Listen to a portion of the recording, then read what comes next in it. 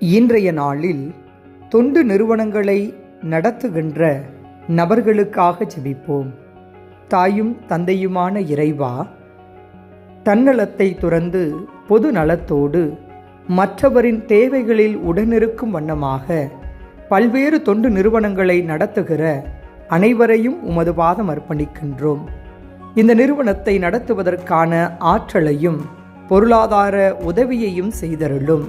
செய்கிற பணியில் நிறைவு காணவும், உமக்கு உகந்த பணியாக இதை எண்ணி ஒவ்வொரு நாளும் முன்னெடுக்கவும், இந்த பணியின் நிமித்தமாக சந்திக்கின்ற இடர்பாடுகளை எல்லாம் எதிர்கொள்ளவும் ஆற்றல் தர வேண்டுமாய் இறைவா உம்மை மன்றாடுகின்றோம்.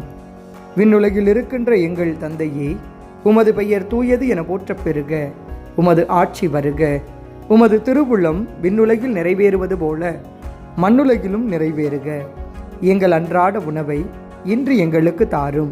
எங்களுக்கு எதிராக குற்றம் செய்தோரை நாங்கள் மன்னிப்பது போல எங்கள் குற்றங்களை மன்னியும். எங்களை சோதனைக்கு உட்படுத்தாதேயும், தீமையிலிருந்து எங்களை விடுவித்தருளும். ஆமேன். அருள் நிறைந்த மரியே வாழ்க. ஆண்டவர் உம்முடனே, பெண்களுக்குள் ஆசி பெற்றவள் நீரே. உம்முடைய திருவயிற்றின் கனியாகிய இயேசுவும் ஆசி பெற்றவரே.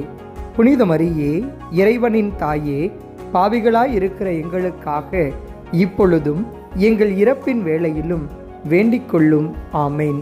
தந்தைக்கும் மகனுக்கும் தூய ஆவியாருக்கும் மாட்சிமை உண்டாவதாக. தொடக்கத்தில் இருந்தது போல இப்பொழுதும் எப்பொழுதும் என்றென்றும் இருப்பதாக. ஆமேன்.